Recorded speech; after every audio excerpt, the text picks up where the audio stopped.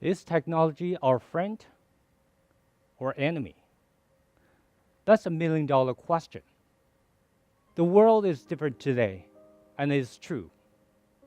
We're going through the fourth, or so-called the greatest industrial revolution.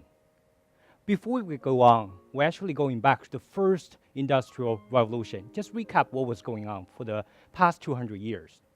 That was in 1800, when water turned into steam, when steam turned into power. And that's when you have the train being powered by steam engine, when you mine the coal from the bottom of the earth by the machine, powered by the engine. And this picture of Puffy Billy is the first steam-powered engine, and it was stored in the Science Museum in London. The second industrial revolution was about the electricity. The electricity powered light bulbs, telephones. Then people created and they started to communicate differently. That was in 1900. It took 100 years from the first to the second industrial revolution. The third industrial revolution is not far from now. It's about year 2000.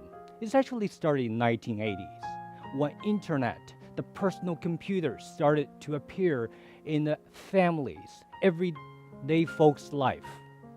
When you hear the squeaking sound to dial up the internet, you get all kinds of information.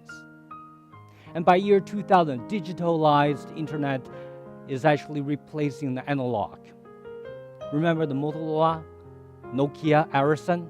They're not here anymore. That actually leads us to the fourth industrial revolution.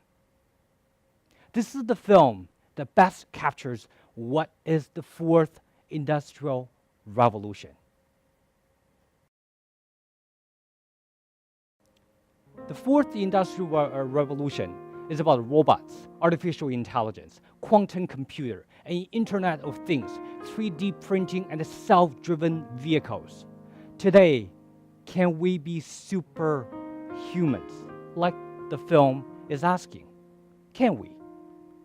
I'll give you two examples. But before that, someone actually summarized the fourth industrial revolution. It's called the fourth industrial revolution does not change the way we're doing things.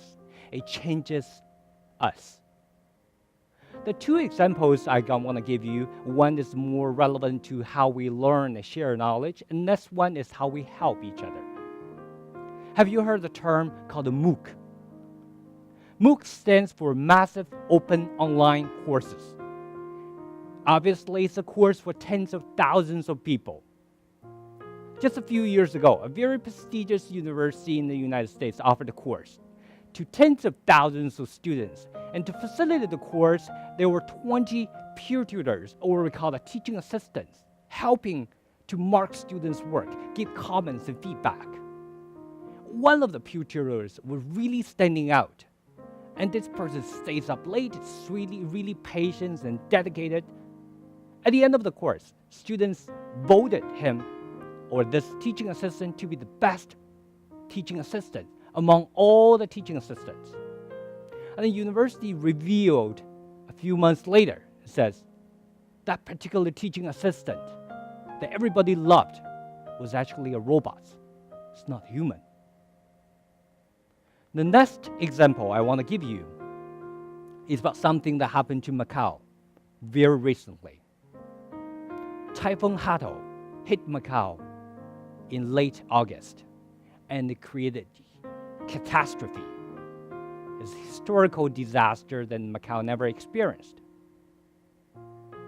No water, no electricity, no internet. Everything seems to be in a halt.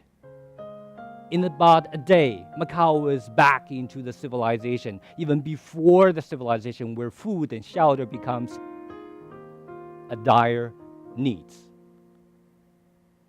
I woke up the second day in the morning, no power, no electricity, no internet. I actually went to Taipa. I went to a place, I found a place with internet.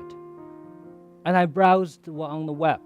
I started to see students, University of Macau students, Polytech University students here, and society as a whole. They communicate on WeChat, WhatsApp, Viber.